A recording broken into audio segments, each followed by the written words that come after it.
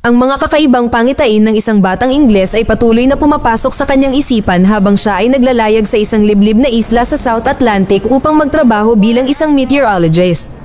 Habang binabagabag siya ng mga pangitain, nilapitan siya ni Kapitan Axel at nagsindi ng sigarilyo. Sinabi sa kanya na malapit na sila.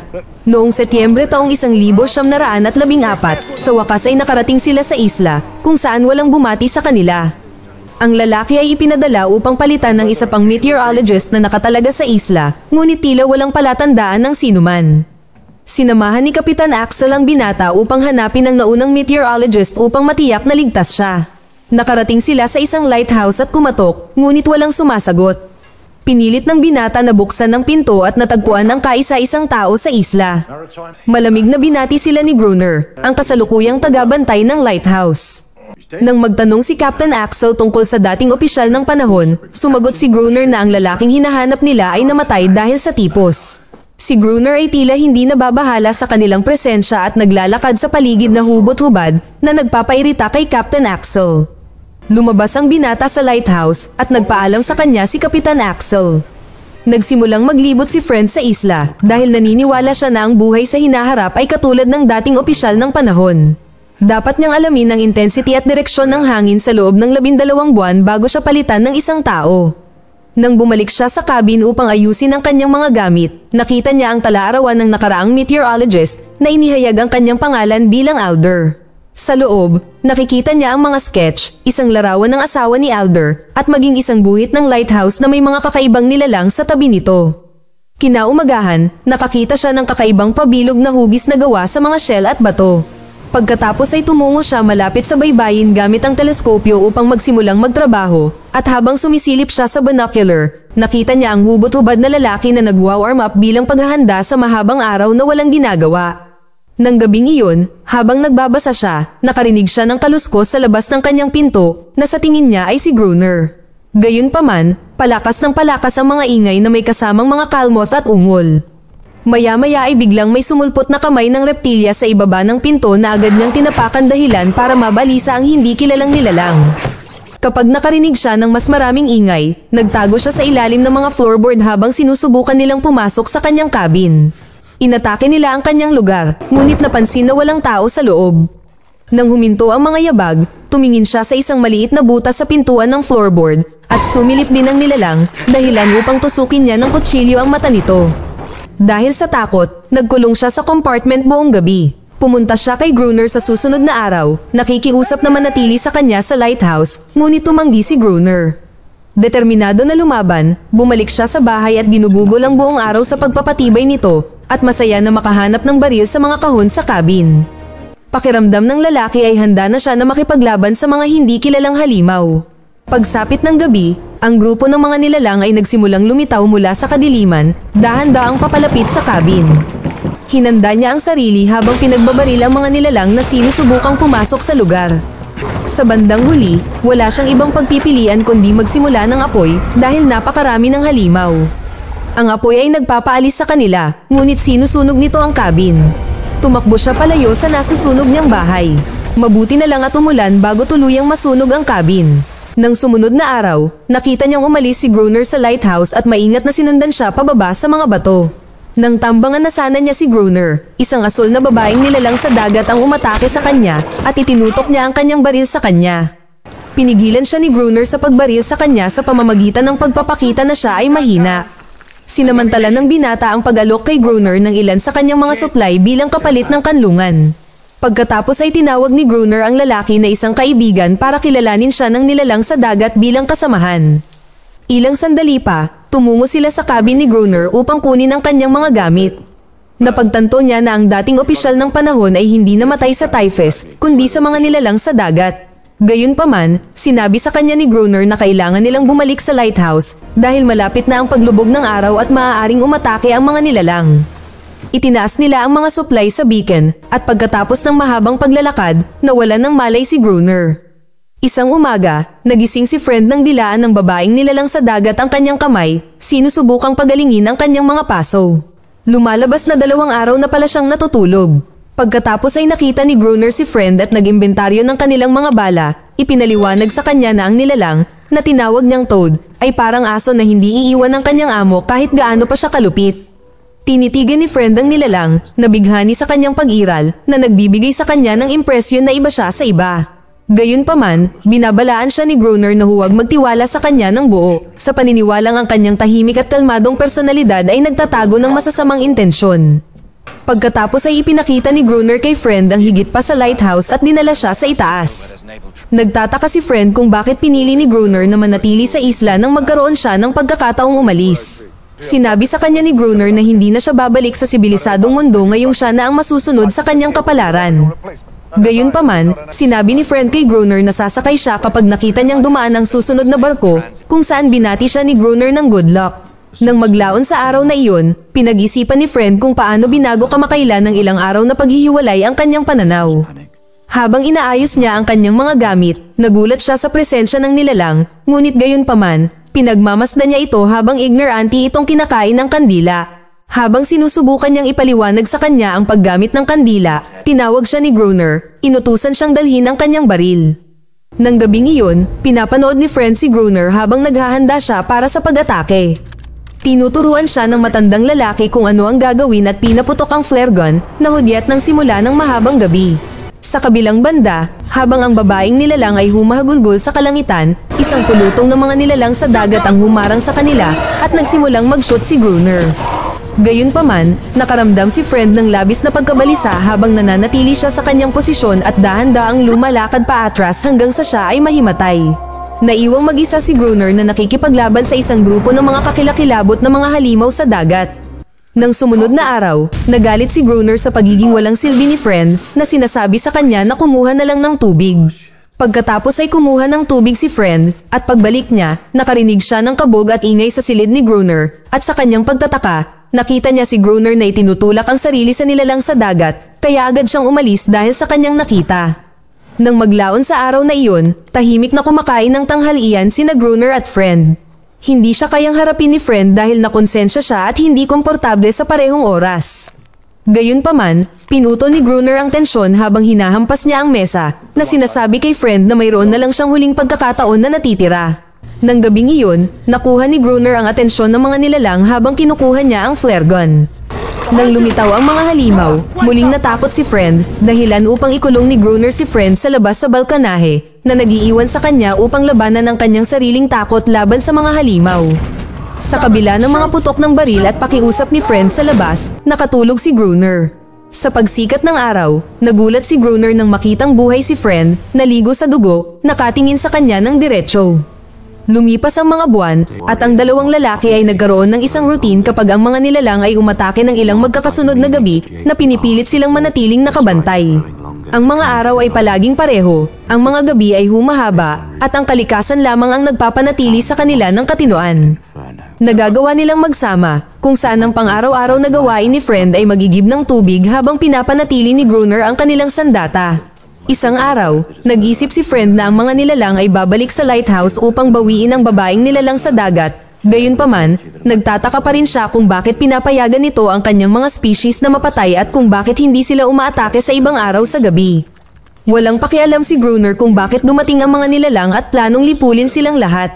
Sa paglaon, binisita ni Friend ang kanyang luma at kupas na cabin upang kunin ang ilan sa kanyang mga gamit, para lamang matuklasan kung paano niya binago ang kanyang hitsura habang tinitingnan niya ang kanyang sarili sa salamin. Ginupit niya ang kanyang balbas, umaasang magkaroon ng ilang pakiramdam ng kanyang dating sarili. Sa kanyang pagbabalik sa lighthouse, nakatagpo siya ng isang napakalaking buto ng balyena at kumuha ng isang piraso. Gayunpaman, walang mga pag-atake noong gabing iyon na nagpapaniwala sa kanya na ang mga batas sa pagitan ng labanan ay kadalasang mas malala kaysa sa pagitan ng mga labanan mismo. Gayunpaman, sinasamantala nila ang paghahanda para sa susunod na pag-atake. Habang gumagala si Friend, nakita niya ang nilalang at nilapitan niya ito sa unang pagkakataon. Habang hinahawakan niya ang malamig niyang balat, nagustuhan niya ang kakaibang nilalang at binigyan siya ng pangalang Anaris, habang ginagamit siya ni Groner para sa kanyang mga layunin bilang isang alipin. Isang gabi, inanyayahan ni Groner ang kaibigan na maglaro ng chess. Habang naglalaro sila, ibinabahagi ng binata ang kanyang mga obserbasyon at hypothesis sa pagkakaroon ng mga nilalang sa dagat. Gayunpaman, hiniling sa kanya ni Gruner na isara ang kanyang bibig at maglaro, na hinihimok si Friend na magsagawa ng checkmate.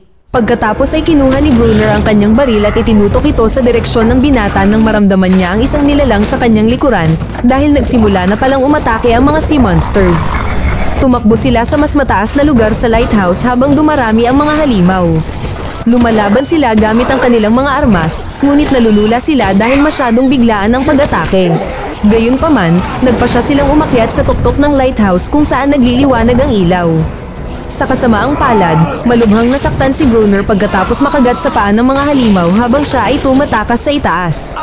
Pagkatapos ilak ang sarili sa loob ng tuktok ng lighthouse, nagpalipas sila ng gabi doon habang sinusubukang abutin sila ng mga nilalang sa pamamagitan ng glass partition. Sa pag-aakalang ito na ang kanyang wakas, kumanta si Gruner ng isang trahedya na awit ng pag-ibig hanggang sa sumikat ang araw at umalis ang mga halimaw. Nang umagang iyon, inaalagaan ni Anais ang nasugatan na paa ni Gruner habang inilalapat niya ang kanyang dila sa sugat. Hindi sila makakaligtas sa isa pang digmaan dahil naubusan na sila ng mga supply, bala, at kagustuhan na mabuhay. Nang maglaon sa araw na iyon, natanaw ni Friend ang isang barko mula sa malayo habang gumagala siya. Agad siyang tumakbo sa loob para kunin ang flare gun, natatakot na dito na siya mamamatay.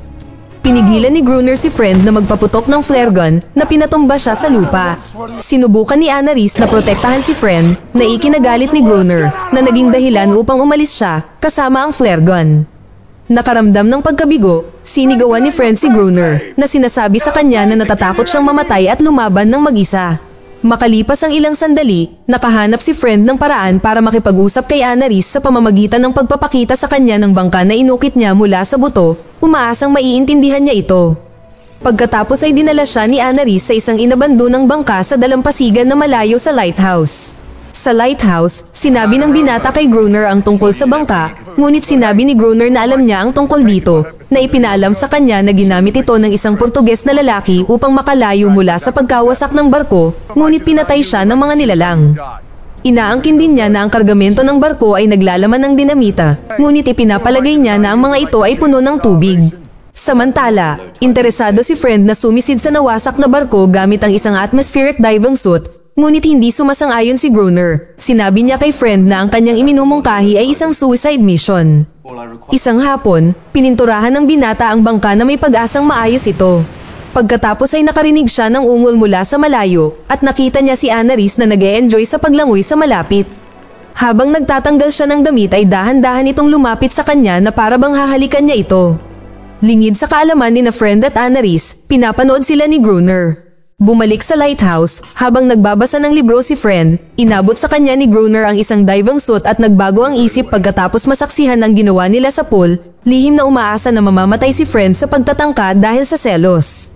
Kinabukasan, nagsagwan sila patungo sa nawasak na barko gamit ang bangka.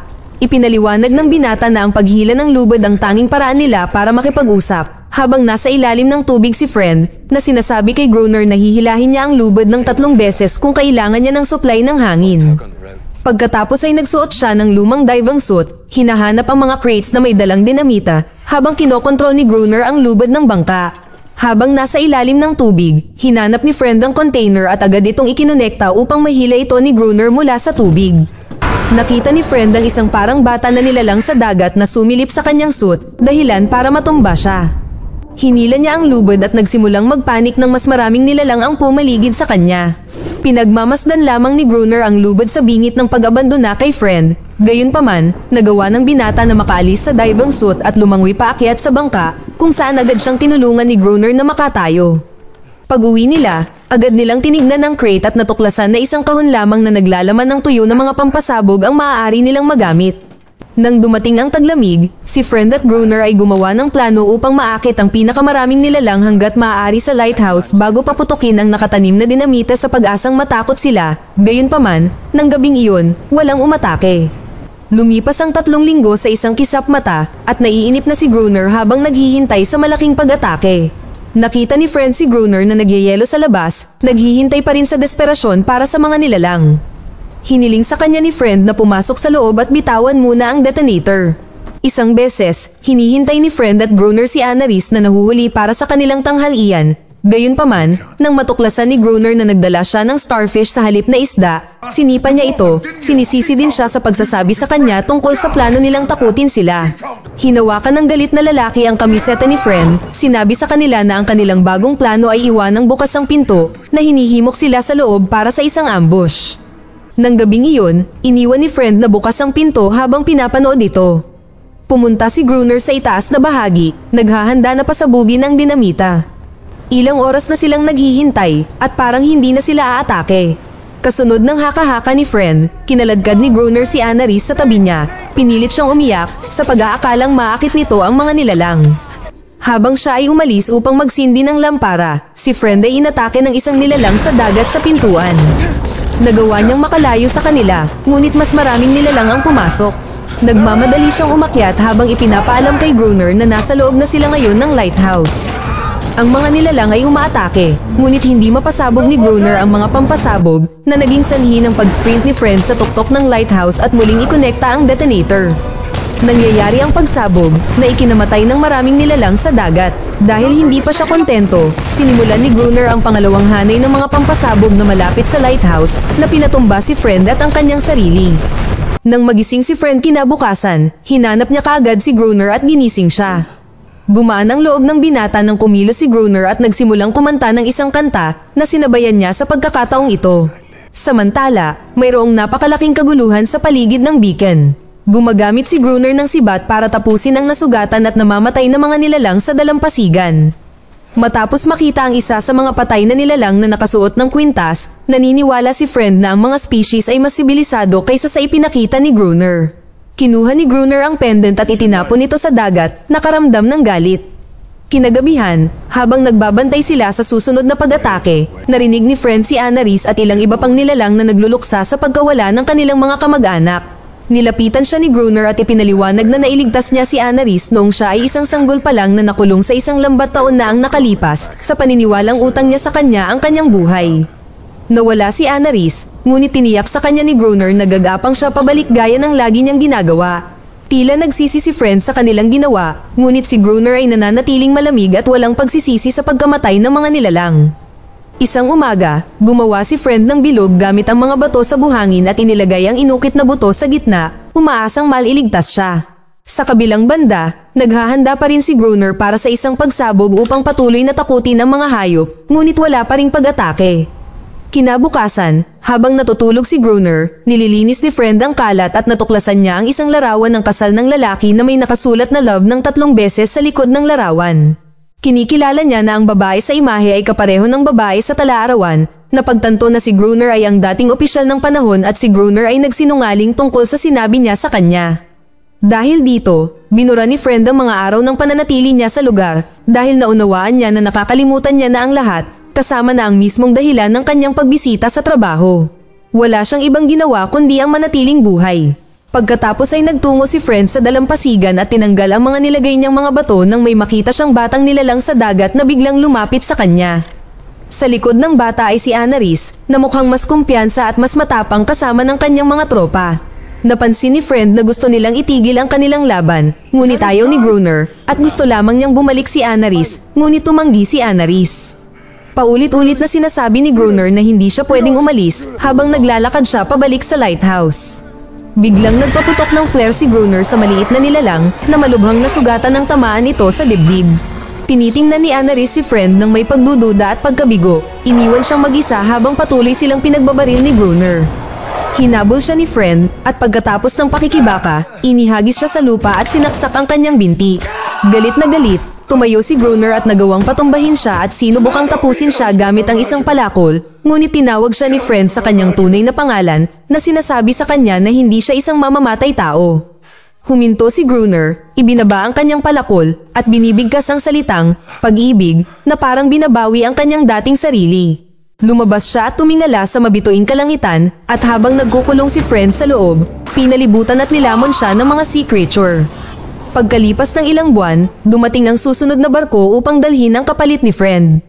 Ang kapitan ay nagkamali na tinawag siyang Gruner nang masaksihan ng isang nakakagulat na estado ng pag-iral na hindi siya nag-abala na itama. Iniwan ni Gruner si Friend na may hindi natitinag na legacy ng pagkuha sa kanyang lugar.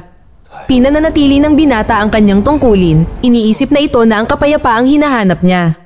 Ang bagong Gruner ay nakatayo sa tabi ng balkonahe, nakatingin sa ilang mga bangka habang si Anais ay tumatakbo sa dagat, kung saan siya ay malayang lumangoy mula sa karagatan patungo sa kanyang lugar. Mag-subscribe para sa higit pang mga video na tulad nito, i-on ang notification at mag-iwan ng like para matulungan ang aming channel. Salamat sa panunood.